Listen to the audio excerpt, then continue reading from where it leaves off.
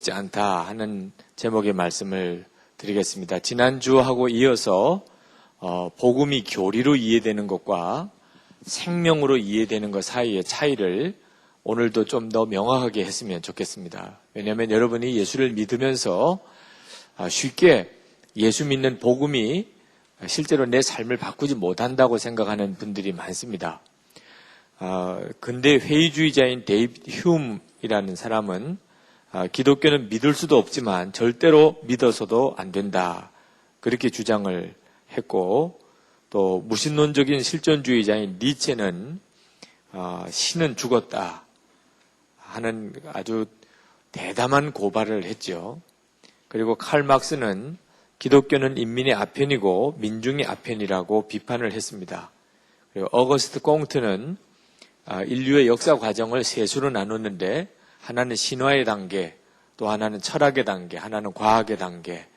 지금은 과학의 단계로 접어들었기 때문에 더 이상 신화와 같은 기독교는 그것은 재검토되어야 되고 내버려야 된다, 그렇게 주장을 했습니다. 이것이 지금 현재 근대 이 사고 또 사상을 지배하게 됐어요. 그래서 지금은 기독교 외의 세계에서는 우리가 하나님을 믿는다든지 또는 복음을 믿는다는 것을 대단히 우습게 생각하고, 그리고 요즘에도 그런 걸 믿는 사람이 있느냐, 이렇게 조롱하는 것이 현실입니다. 그리고 이제 기독교는 신화의 단계고 그것은 정말 말도 안 되는 주장들을 하는 것이기 때문에 사람을 미혹하고 심리적으로 조작해서 사람을 오히려 얽매는 것이기 때문에 빨리 다 청산해야 될 것이라, 이렇게 주장하고 있는 세상 속에 우리가 살고 있습니다. 왜 이런 일이 벌어졌나? 어떻게 복음이 이런 취급을 받았나? 그 점을 여러분들이 잘 이해해야 합니다.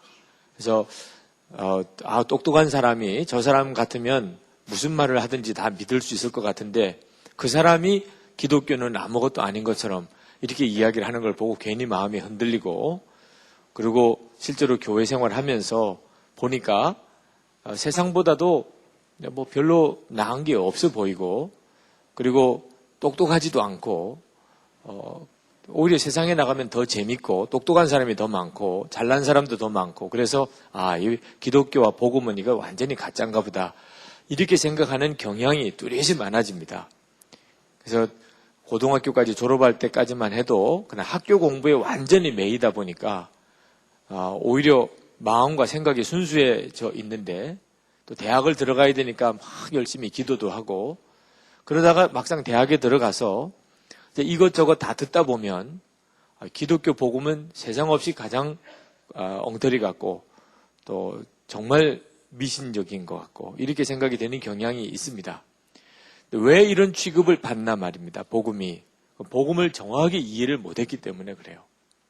복음을 정확하게 알지 못하기 때문이죠. 미국의 형식적인 기독교인들을 꼬집는 농담이 이 스프링클링 크리스찬이라는 말이 있습니다. 뿌려진다, 그 말이에요. 뿌려진다. 사람이 일생 동안 3번 이 뿌려짐을 받아요. 처음에 세례 받을 때 이렇게 물이 뿌려지고, 우리는 물을 찍어서 머리에 얹습니다만 이렇게 물을 뿌리는 의식이 있어요. 그래서 물이 뿌려지고, 그리고 두 번째는 결혼식 할 때 뭐 뿌리죠? 미국이나 서양에서 결혼식 하면 쌀을 뿌립니다. 쌀을 뿌리고, 그리고 마지막에 장례식 할 때 관에다 뭘 뿌려요? 흙을 뿌리죠. 그래서 이렇게 뿌려짐을 받는 크리스찬, 일생 3번 이렇게 뿌려지는 거예요. 세례 받을 때 물 뿌리고, 결혼식 할 때 쌀 뿌리고, 죽을 때 흙 뿌리고, 이러면 이제 인생은 끝나는, 이런 크리스찬에 대한 조롱이 있습니다. 예수를 믿어도 정확한 복음의 능력도 알지 못한 채 그렇게 형식적인 기독교 종교생활만 하는 사람들, 이러다 보니까 복음이 조롱을 받는 거예요. 예수를 믿는다는 것은 사람을 오히려 더 바보처럼 만드는구나, 아주 미신적인 사람을 만드는구나, 그런 경향이 있어요. 왜 내 삶을 변화시키지 못하는 복음이 있는 것인가? 복음은 분명히 복음인 것 같은데 실제로 자신의 삶이 전혀 변화되지 않는 사람들이 있습니다.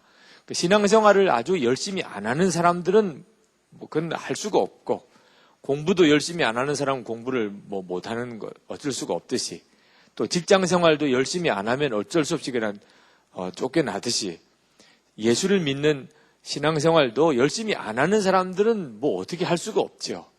근데 신앙생활을 열심히 하는 사람들 중에도 심각한 왜곡이 있습니다. 그것은 복음을 교리로만 이해하는 거예요.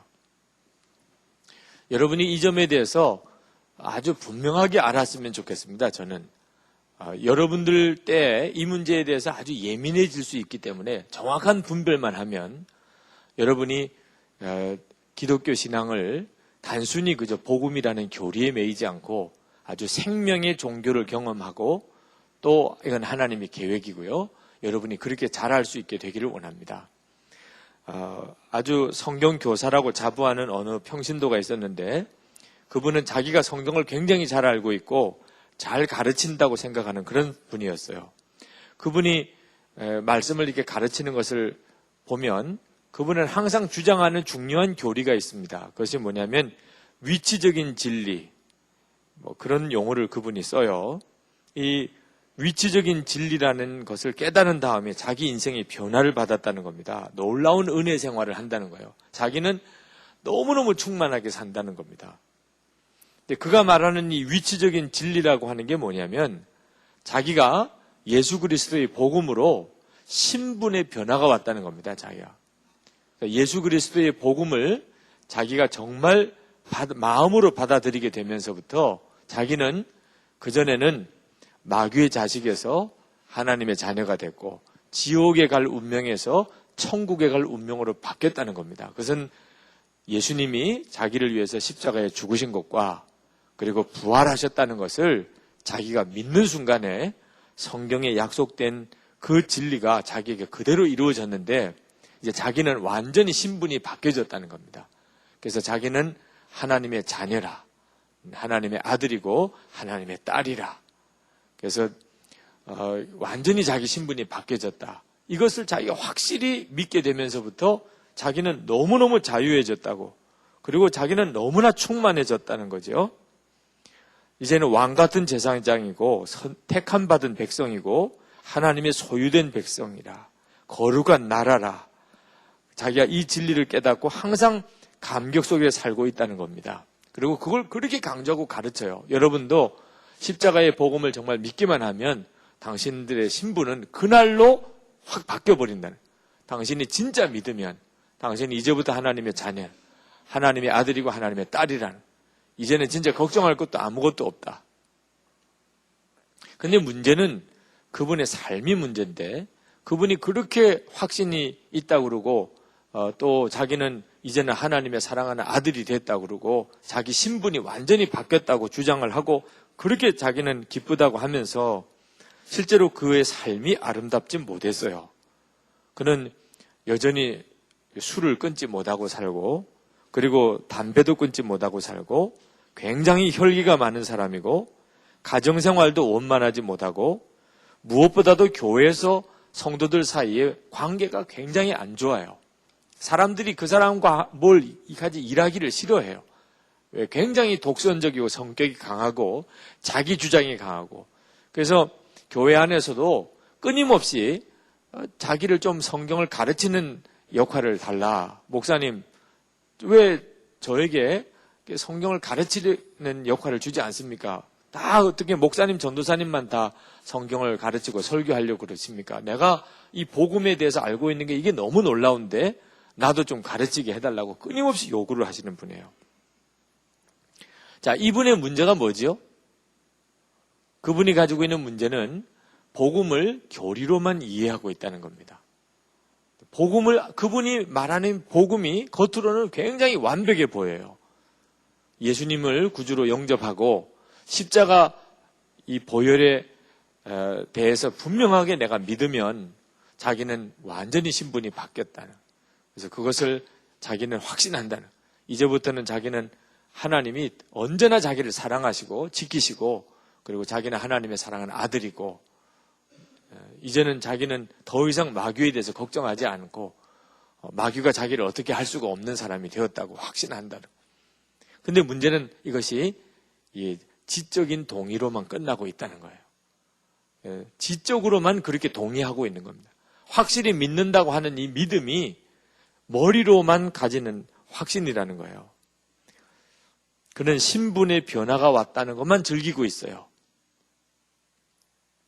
정말 복음은 내가 가지고 있는 이 생각의 변화를 분명히 가져옵니다. 다시 말하면 나는 전에는 죄의 종인데 이제는 하나님의 자녀가 되었다. 이런 생각의 변화가 와요. 나는 이제 죽어도 천국에 간다. 이런 확신이 있어요. 하나님은 나의 아버지다. 이 분명한 믿음이 있어요. 이런 내가 마음으로 믿는 지적인 동의가 분명히 있습니다. 그러나 더 중요한 것은 삶이 바뀐다는 겁니다. 그렇게 지적으로 동의하는 것뿐만 아니고 삶이 바뀐다는 거예요. 매일매일의 일상생활도 바뀌고 인간관계도 바뀌고 다 바뀐다는 거예요. 거기에 중요한 초점이 있어요. 그러니까 이 사람이 복음을 교리로만 받아들였냐, 정말 이 사람에게 이 복음이 생명이 되었냐 하는 차이는 삶이 바뀌었나 하는 걸 봐야 되는 거예요. 그 사람이 하는 말을 보는 게 아니고 그 사람의 삶을 보아야 한다는 거죠. 그러니까 하나님의 자녀가 됐다는 것은 성령의 도우심과 역사가 그 사람의 삶 속에 너무나 분명하게 드러나고 있을 때 이것은 이분이 진짜구나 하는 걸 알 수가 있어요. 지난 주일에도 말씀을 드린 것처럼 복음을 교리로만 받아들이는 것의 극단적인 경우가 구원파라고 그랬죠. 그러니까 구원파 이단은 항상 이렇게 이야기합니다. 당신은 죄인입니까? 의인입니까? 이렇게 물어요. 여러분이 교회 다닌다 그러면 진짜 좋아해요. 불신자보다도 교회 다니는 사람을 더 좋아해요. 그는 이제 같은 믿음의 형제이기 때문에 좋아하는 게 아니고 불신자를 예수 믿게 해가지고 전도하는 것보다 어설프게 예수 믿는 교회 다니는 사람이 훨씬 더 밥이니까. 그래서 뭐라고 질문하냐면 옛날에는 당신 구원받은 것이 언제입니까? 이렇게 물었어요. 당신 구원받은 건 언제입니까? 잘 모르겠는데 그러면 이제 그때부터 완전히 밥이 되는 겁니다. 당신 다니는 교회는 그것도 확실하게 가르쳐 주지 않습니까? 그리고 꼭 뒤에 묻기를 당신 생일이 언제입니까? 물어요. 그럼 내 생일이 몇 년 몇 월 며칠이지. 당신이 언제 태어난 걸 알듯이 당신 영혼도 언제 구원받은 걸 알게 되어 있습니다. 그리고 당신이 구원받은 날짜를 아직 모른다는 것은 당신이 아직 구원을 못 받았다는 이야기입니다. 우리 교회에 오시면 당신이 확실히 구원을 받게 해줍니다. 이런 식으로 이제 접근에 들어와서 그로 인해 가지고 한국 교회가 너무나 어려움을 겪었어요. 그래서 그때부터 한국 교회가 구원의 확신을 막 강조하기 시작을 했어요. 구원의 확신을 가지라. 확신을 가지십시오. 복음을 믿으면 당신이 다 구원받습니다. 이제 구원파 이단에게 넘어가지 않게 하려고 그렇게 이제 구원의 확신을 강조했는데 그게 같이 휘말려 들어가는 경향이 있었어요.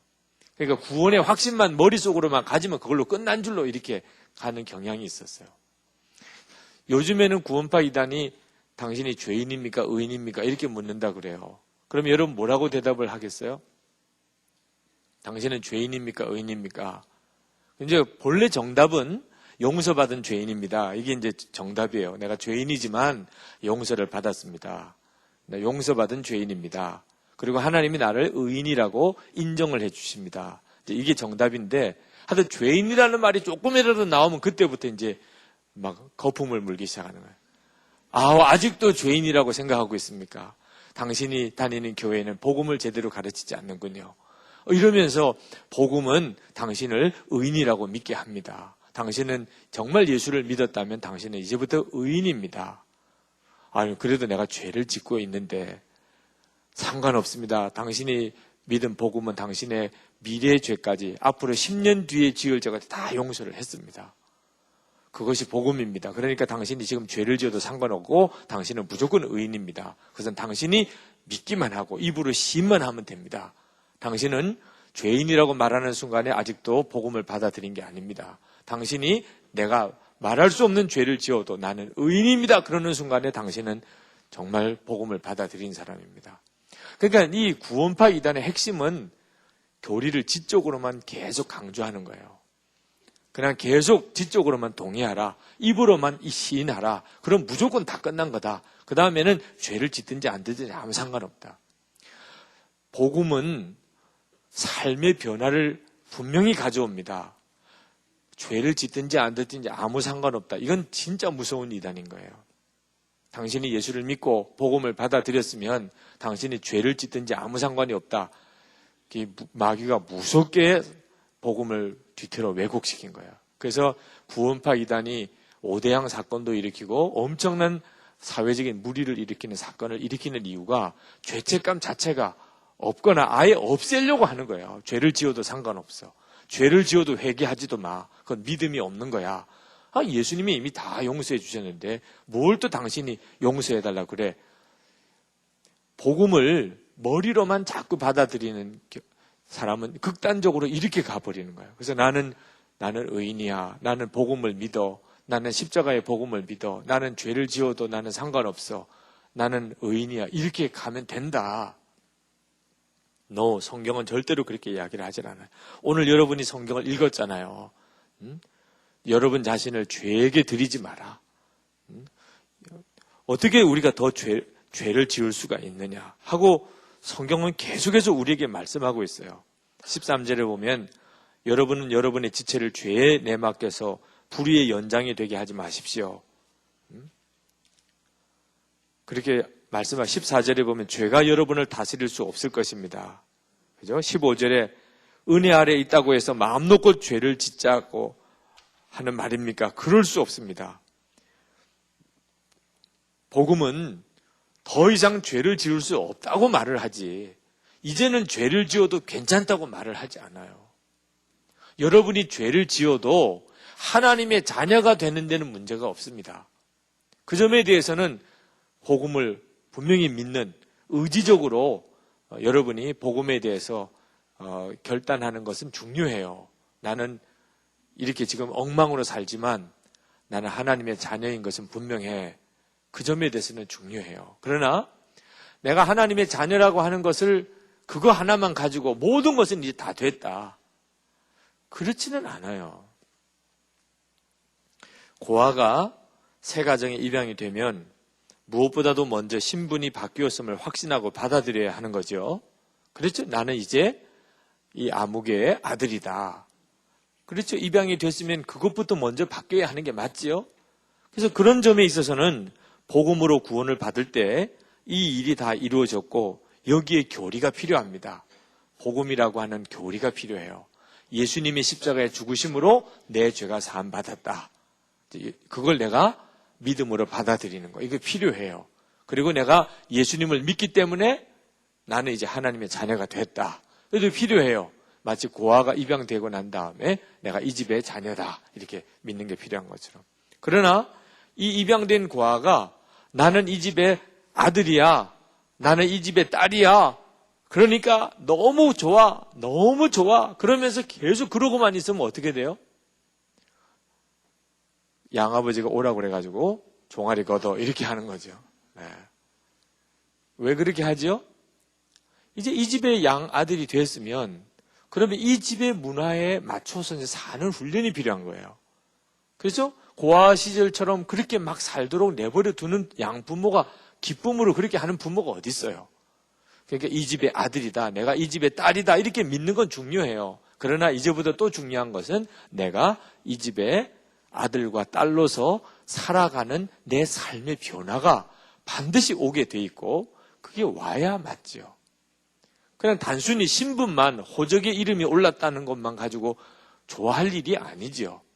내가 이 집에 와서 이제 부모님과의 관계, 다른 형제들과의 관계, 또 이 집에서의 생활, 그래서 아침에 일찍 일어나야 되고, 또 열심히 공부도 해야 되고, 또 가정에 뭐 내가 해야 될 일도 내가 지켜서 해야 하고, 이 가정생활에 대해서 내가 배워가야 하는 거잖아요. 새 삶이 필요한 거죠. 입양을 했을 때는 신분만 변화시켜 주려고 그러나요? 삶을 바꾸려고 하는 거죠. 그 사람의 삶을. 그러니까 우리가 예수를 믿고 구원을 받은 것은 하나님의 자녀가 되는 신분의 변화가 오지만 그 점에 대해서는 교리가 필요하고 복음이 교리적인 역할을 하지만 문제는 삶이 바뀌어야 한다는 겁니다. 그러니까 예수 믿고 내가 내 삶이 완전히 거듭나는 거죠. 여러분이 지금 현재 나는 더 이상 이렇게 살고 싶지는 않아. 이렇게 고민하고 있다면 바로 그 점을 주님은 이루시려고 하는 겁니다. 여러분 스스로가 생각해도 자기 자신의 삶에 대해서 너무 실망했어요. 나는 이것밖에 안 되나, 의지도 약하고, 나는 너무 죄에 대해서 사실 속물과 같은 그런 죄에 대한 어떤 이 끌림이 있어요. 혈기도 있고 생활 훈련도 제대로 되지 않았고, 다른 사람과 이렇게 이제 겉으로만 보는 관계는 좋은데 속으로 들어오면 자신이 하나도 없어요. 자, 이런 사람들은 복음이 단순히 그런 가운데 당신이 하나님의 자녀가 되는 신분만 바꿔주는 게 아니고 하나님의 자녀로 완전히 새 삶을 바꾸시려고 주시는 거라는 걸 알아야 됩니다. 내가 예수님을 믿고 영접을 했는데 실제로 살기는 완전히 타락한 본성으로 사는 사람의 삶을 살아요. 그건 하나님의 계획이 아닙니다. 미국의 어느 백인 자매가 백인 남자와 결혼을 해서 임신을 했습니다. 아주 자손이 귀한 집이라 그 임신 자체가 대단한 축제였어요. 큰 병원에 아주 좋은 병실도 예약을 하고 출산 준비도 다 갖췄습니다. 모든 가족이 흥분한 가운데 아기의 출생을 기다리고 있었어요. 드디어 출산의 날 아들을 낳았습니다. 온 가족이 아들이다 하는 말에 막 기쁨을 감추지 못했어요. 그런데 기쁨은 잠시 한숨이 되고 말았어요. 새로 태어난 아기가 곱슬머리의 검둥이였기 때문입니다. 물론 만들어낸 이야기이긴 하지만 이게 뭘 뜻하냐면 예수님을 구주로 영접했다고, 그래서 하나님의 자녀가 됐다고 하면서 실제로는 마귀 자녀처럼 사는 그런 크리스찬을 말하는 거예요. 분명히 우리 신부는 그리스도이신 예수님과 영적으로 결혼했어요. 하나가 됐어요. 내가 이제 예수님의 사람이 됐어요. 그런데 실제로 사는 삶의 결과를 보면 이게 완전히 마귀 자식인 거죠. 결혼은 백인들끼리 둘이 했는데 아들을 낳고 보니까는 흑인이 낳았어요. 이건 정말 비참한 일이잖아요. 너무 안타까운 일이잖아요.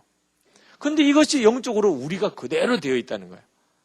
분명히 우리는 하나님의 자녀라고 하는 이름을 가지고 있어요. 그런데 실제로 살기는 완전히 마귀 자식처럼 살아요. 이게 왜 그런가? 아직도 내가 복음을 교리로만 알고 있는 차원에 있기 때문입니다. 하나님은 우리의 삶을 완전히 바꾸시기를 원하시는데 그럼 어떻게 그렇게 되나? 복음은 성령에 대해서 알아야만 정확하게 알 수가 있어요. 복음은 성령에 대해서 우리에게 분명하게 알게 해주시기 위해서 주어진 겁니다. 하나님은 우리에게 교리를 주신 게 아니에요. 하나님은 우리에게 새 삶의 능력을 부어주신 겁니다. 그러니까 여러분이 예수 그리스도의 십자가 복음을 알고 그것을 정말 받아들인다는 것은 여러분의 인생 전체가 확 완전히 뒤집어지는 겁니다. 뭐 때문에? 예수님이 나를 위해서 죽으셨고 내가 그걸 믿기만 하면 구원받고 하나님 자녀가 된다는 것을 지적으로 동의하기 때문에 아니에요. 그것만 가지고는 절대 안 돼요. 내가 예수님이 나를 위해 죽으신 것과 그리고 부활하셔서 그리스도가 되셨다는 사실에 대해서 내가 정말 믿고 그 복음을 받아들이게 되면 어떤 약속이 내게 이루어지냐면 하나님의 성령께서 내게 오시게 되는 겁니다. 그러니까 복음의 진정한 결론은 성령의 오심을 아는 데 있어요. 하나님의 성령이 내 안에 오시는 것이에요. 그래서 여러분이 이제 복음을 믿는다 그러면 십자가 속죄, 그리고 예수님의 부활, 예수님이 그리스도 되심, 그로 인해서 내가 모든 죄 사함 받고 그리고 하나님의 자녀가 되는 것까지만 알아서는 안 돼요. 그렇기 때문에 내 안에 성령 하나님이 오신 것을 분명히 알아야 하는 거예요. 이것도 지식적으로만 알면 아무 소용이 없어요. 성령님이 내 안에 오셨다는 것을 지식으로만 알면 무슨 소용이 있어요. 성령님이 내 안에 오셨다는 것을 내가 인격적으로 성령님을 알게 될 때부터 비로소 내 인생은 바뀌기 시작합니다. 그러니까 복음이 여러분이 이제 예수님이 십자가에서 죽으셨기 때문에 여러분의 죄는 다 사함 받았으니 이제 하나님의 자녀가 되었고 이제부터는 하나님의 말씀대로 참 사세요. 이러면 그때부터 우리는 무서운 율법주의에 빠지게 됩니다. 예수님이 나를 위해서 십자가에 죽으실 정도까지 저렇게 희생을 하셨는데 그러면 나는 그 은혜에 보답을 해야 되는데 이러면 정말 힘든 거예요. 예를 들어서 여러분이 여름에 물놀이를 갔는데 여러분이 그만 물에서 빠져 죽을 지경이 됐어요. 근데 어떤 형제가 여러분에게 와서 여러분을 죽어가는 여러분을 건지고 그래서 얕은 곳으로 여러분을 떠밀어서 건져주고 근데 자기는 힘이 빠져서 죽었네.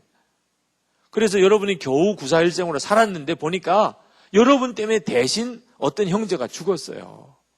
그리고는 그 부모가 막 울고 난리예요. 그럼 여러분 그 부모님을 어떻게 해야 돼요? 걱정하지 마세요. 제가 평생 제가 잘 모시겠습니다. 아니, 실제로 그럴만한 일이죠.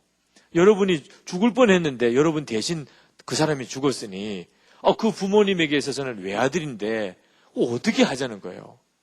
그리고 그 부모님이 계속해서 그냥 절기 때만 되면 찾아와가지고 그냥 애가 보고 싶다 이러고 나오면 가라고 할 수도 없고 그죠?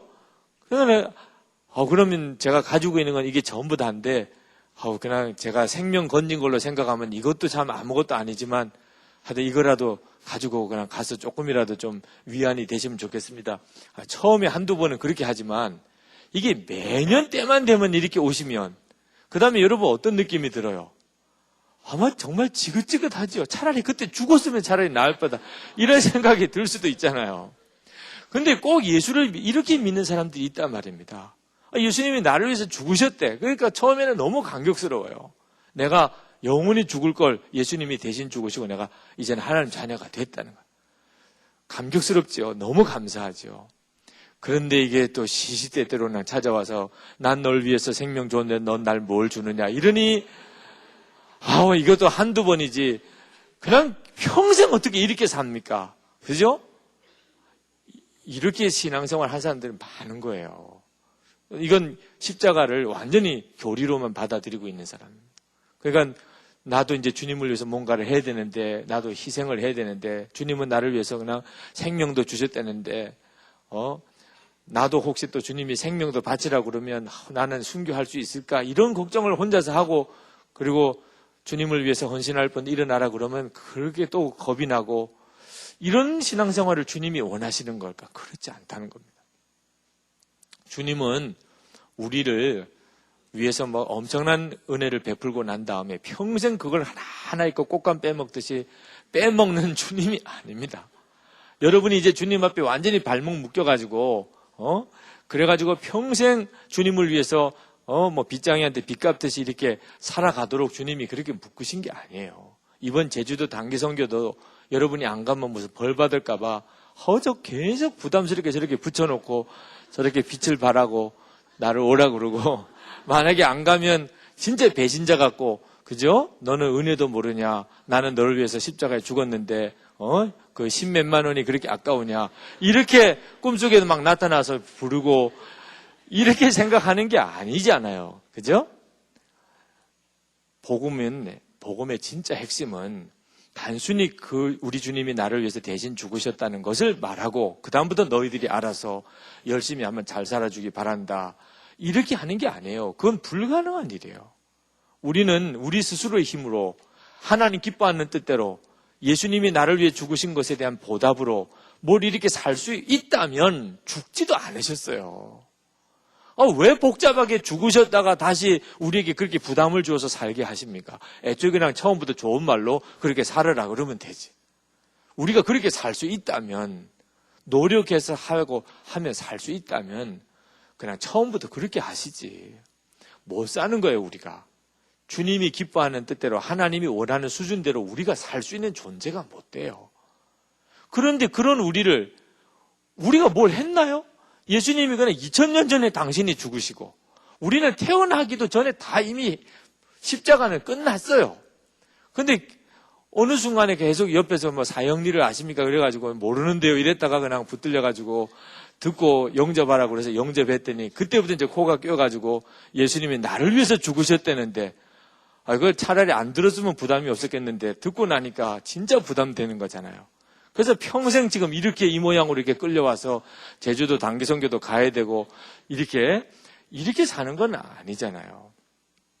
우리 주님께서 우리에게 정말 주시려는 것은 주님이 우리를 위해서 얼마나 큰 사랑을 베풀었나 하는 것을 보여주시면서 정작 중요한 것은 우리에게 성령으로 오셨다는 거예요.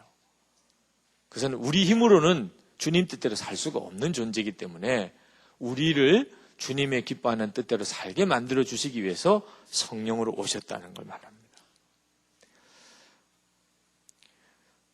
여기에 우리의 삶의 변화에 초점이 있는 겁니다. 내가 노력해서 내 삶을 변화시키는 것이 아니고 변화되는 거죠. 변화되는 거.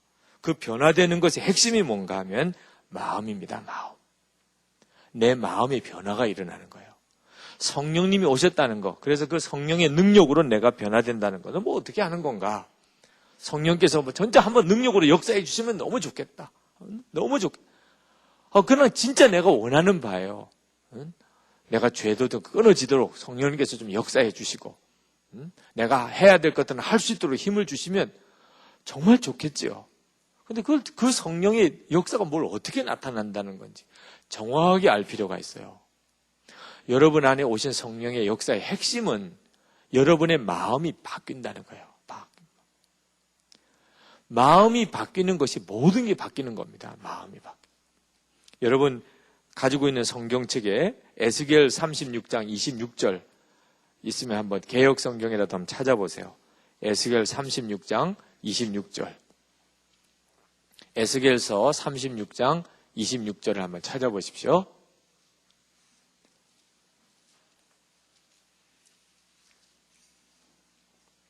자, 찾았으면 같이 읽으실까요? 시작.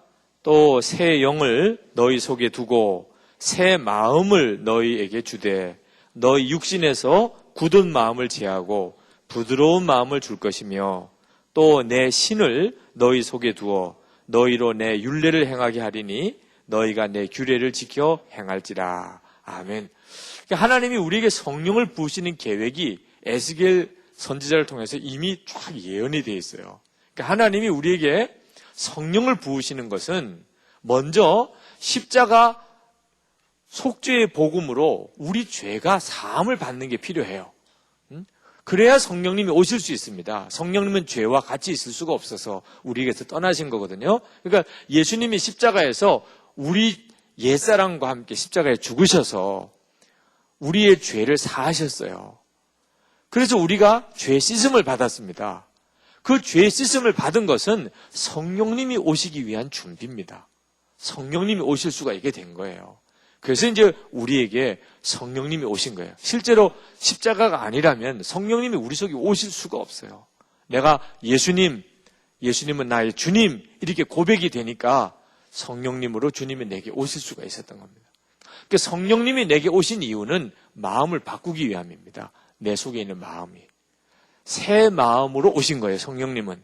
그래서 성령님을 모신 사람은 이제 마음에 갈등이 일어납니다. 이게 로마서 7장에 이어집니다만 두 마음이 막 싸우기 시작하는 겁니다. 근데 본래 육신의 옛자의 마음이 있고 성령의 새 마음이 내 안에 와요. 그래서 이제 내 안에 육신의 마음과 영의 마음이 내 안에서 막 싸우기 시작하는데 분명한 사실은 성령님 안에서 새 마음이 내 안에 일어났다는 겁니다. 여러분, 이 마음이 바꿔지니까 삶이 바뀌는 거예요. 주님의 말씀대로 살기 힘들다. 천만의 말씀이에요. 하나님의 말씀대로 살기가 어렵다. 그렇지 않습니다. 그것은 내 마음이 그 하나님의 말씀에 가 있지 않다는 뜻일 뿐이에요.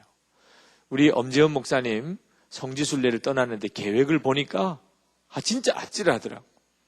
화요일에 인천에서 배를 타고 중국으로 건너가서 중국에서 배낭여행으로 그리고 중동아시아를 거쳐서 중앙아시아를 거쳐서 이란으로 들어갔다가 그래서 예루살렘으로까지 가는 길을 가는데 진짜 고생일 거예요. 3개월 정도. 저는 가라고 그래도 안 갈 것 같아요. 가라고 그래도. 그냥 비행기 타고 예루살렘으로 바로 가든지 카이로를 거쳐서 예루살렘 가든지 이래서 성지순례 갔다 오는 것도 정말 이렇게 가야 되나 말아야 되나 이러고 있는 판인데 3개월에 걸쳐서 그렇게 그냥 계속 배낭여행으로 그렇게 걸어 3개월 동안 예루살렘을 갔다 오겠다. 어떻게 그렇게 가는 거죠? 본인이 그렇게 가고 싶으니까 가는 거예요. 그러니까 마음이 참 신비하잖아요. 본인이 마음이 거기에 있으니까 그렇게 가는 거예요. 마음이 진짜 신비한 거죠. 그래서 하나님이 우리에게 원하시는 것은 마음인 겁니다. 아브라함이 이삭을 바칠 때 사실은 하나님은 아브라함에게 마음을 원했어요. 마지막에 아브라함이 이삭에게 칼을 내리치려고 할 때 하나님이 딱 붙잡고는 이제 알았다. 내가 내 마음을 알았다. 마음이 바뀌면 모든 게 바뀌는 걸 하나님이 아십니다. 하나님은 우리의 모든 주권을 다 가지고 계세요. 죽이고 살리는 주권을 하나님 다 가지고 계십니다. 여러분 사랑하는 사람 주님 뜻대로 다 가져가실 수 있어요. 여러분의 생명도 주님이 원하는 때 여러분 허락 없이 다 가져가십니다. 다 하나님 마음대로. 이게 하나님의 주권에 대한 신학입니다. 하나님은 우리의 모든 것에 주권을 가지고 계세요. 그러나 하나님 마음대로 할 수 없는 게 딱 하나 있다고 그랬죠? 그게 뭐지요? 마음입니다. 마음. 우리 마음만큼은 하나님이 마음대로 하실 수가 없어요. 내가 마음을 하나님께 드리지 않으면 하나님이 내 마음을 가져가실 수 없습니다. 마음이 있으면 하나님의 말씀대로 사는 게 전혀 어렵지 않습니다. 세상도 정말 마음이 거기에 간절히 가 있으면 딴 사람들은 다 고생이라고 그래도 하잖아요.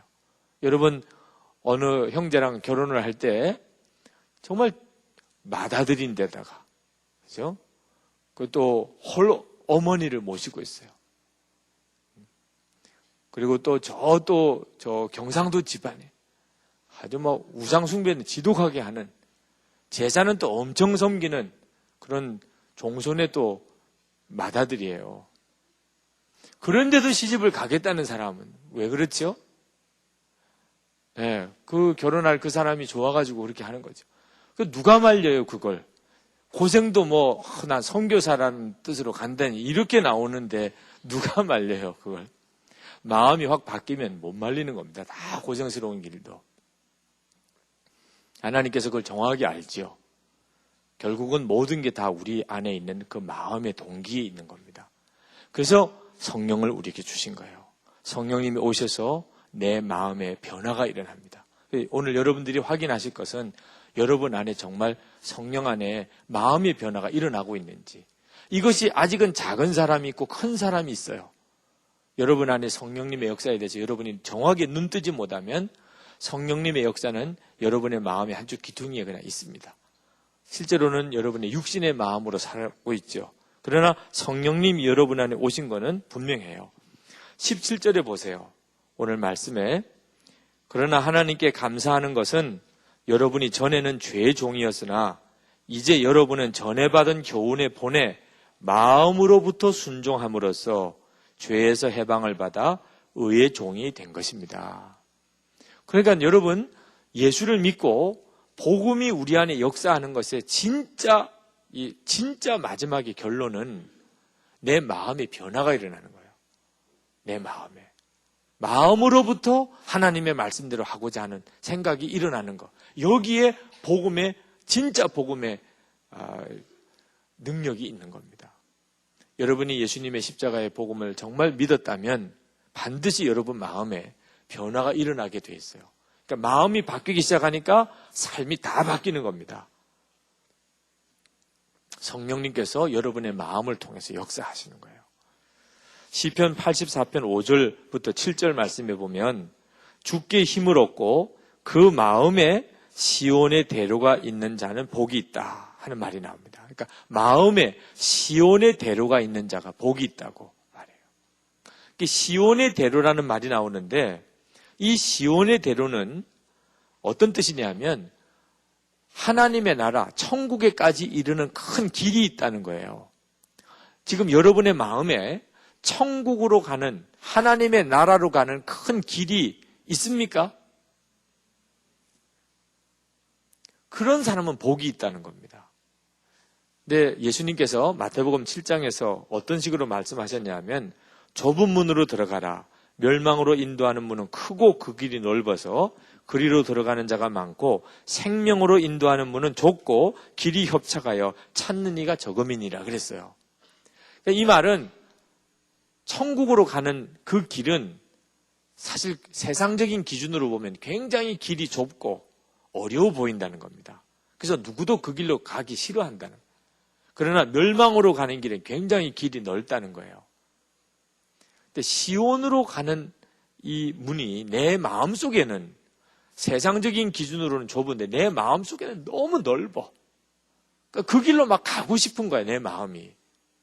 그게 바로 길이 넓다는 뜻입니다. 여러분이 하나님의 나라까지 이르는 것을 위해서 마음으로부터 소원이 생기고 그 길로 정말 가고 싶어요. 이런 사람은 시온의 대로가 여러분의 마음에 있는 사람입니다. 그런데 대부분 사람은 그 길이 싫어요.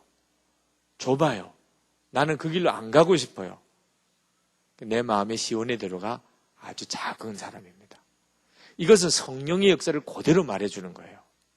한번 여러분의 인생 계획을 잠깐 한번 점검해 봅시다. 여러분 나름대로 인생 계획이 있을 거예요. 그죠? 여러분은 그냥 내일일은 난 몰라요. 그리고 그냥 오늘로 정말 만족하고 그렇게 사시는 분입니까? 아니면 여러분 나름대로 내가 이제부터 5년 뒤에는 어떻게 되고 10년 뒤에는 어떻게 되고 그리고 내가 이제 나중에 한 50이 되고 60이 되면 어떻게 되고 그런 나름대로의 꿈과 계획이 혹 있습니까? 아마 대부분 있을 거고 또 있기를 축복합니다. 근데 문제는 여러분이 가지고 있는 여러분의 인생 계획의 맨 마지막 종착점이 어디냐 하는 겁니다. 한번 대답을 한번 마음으로 한번 해보세요. 여러분이 지금 생각하고 있는 여러분이 가지고 있는 미래 계획, 나름대로의 여러분의 장래에 대한 기대가 있잖아요. 그것의 최종 목적지가 어디냐? 목적지가 있습니까, 우선? 여러분이 뭐 취직하고 또 뭐 여러분들이 뭐 고시 패스하고 또 여러분이 뭐 뭔가 이루려고 하는 어떤 꿈이 있고 뭐 결혼도 하고 뭐 다 좋아요. 미래의 여러분의 계획. 근데 그런 계획의 최종 목적지가 어디예요? 하나님의 나라입니까? 여러분이 그렇게 생각하는 길을 지금 가지고 있어요. 마음에. 만약에 그렇지 않다면 여러분은 무슨 문제를 가지고 있냐면 성령님과 전혀 상관이 없이 살고 있는 성령님을 모시기는 해도 성령님은 여러분을 반드시 어디로 인도하냐면 여러분이 궁극적으로 가야 될 그 목적지로 여러분을 인도해요. 왜? 마음에 시온의 대로가 있는 겁니다. 시온을 향하여. 취직도 좋아요. 그 문제가 될 거 없어요. 돈 버는 것도 좋아요. 여러분이 뭐 행복한 가정을 이루는 것도 좋아요.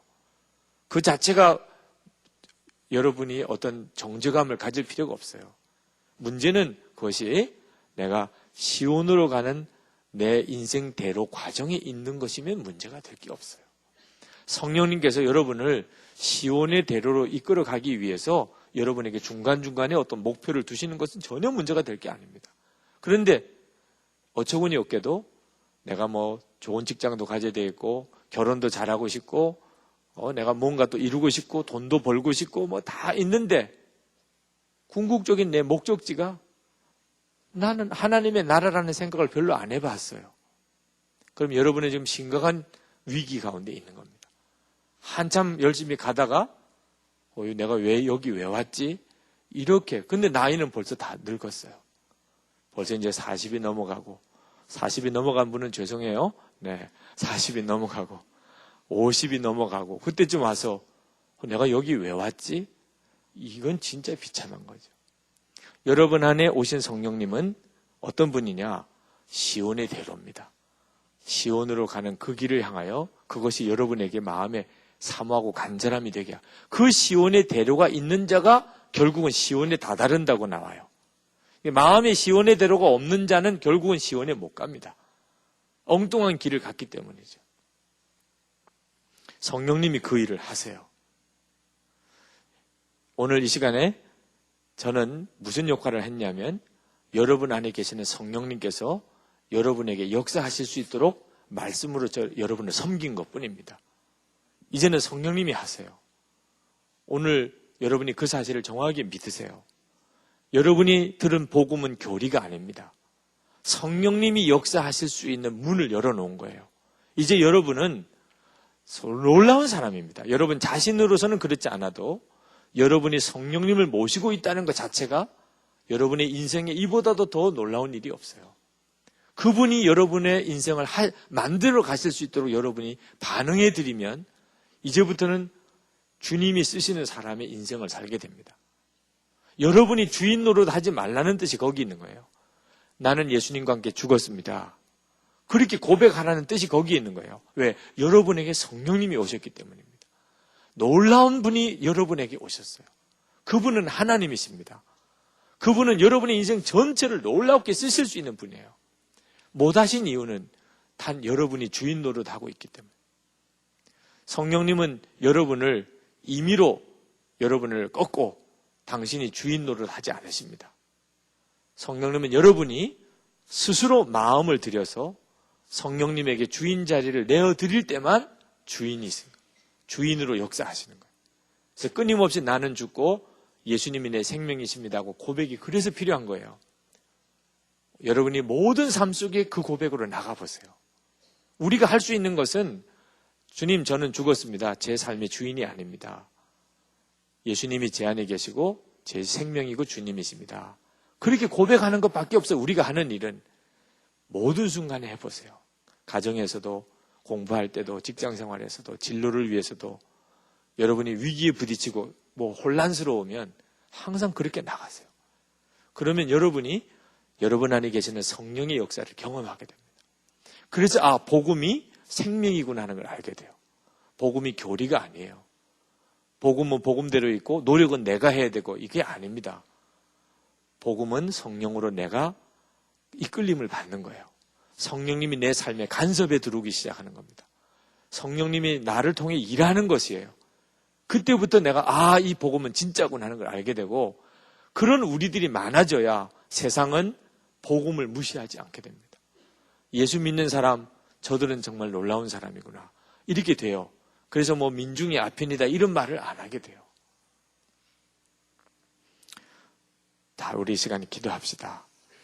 다시 한번 여러분에게 기도를 도전하고 싶습니다. 여러분은 굉장히 놀라운 사람들이에요. 하나님이 엄청난 축복을 주셨습니다. 그러나 여러분이 그 복음을 정확하게 받으셔야 돼요. 그 복음 때문에 성령님이 여러분에게 오셨습니다. 성령님과 불필요한 주도권 싸움을 이제 내려놓으시기 바랍니다. 여러분 혼란스러운 문제가 있습니까? 뭐가 잘 안 됩니까? 그러면 그 문제 앞에서 성령님의 주권을 인정하세요. 그렇습니다. 저는 죽었습니다. 예수님이 내 주님이십니다. 그렇죠? 그것을 인정하세요. 그냥. 여러분 정말 도움이 필요하십니까? 여러분의 힘으로는 한계에 부딪혔습니까? 그러면 주님께 정말 맡기세요. 주님이 여러분을 도와주시려고 오신 분입니다. 여러분의 능력이세요. 생명이세요. 여러분이 할 수 있는 일은 도와주세요가 아닙니다. 주님 저는 죽었습니다. 예수님 나의 생명이시고 나의 주님이십니다. 그렇게 고백함으로 나가는 거예요. 통성으로 기도하십시다.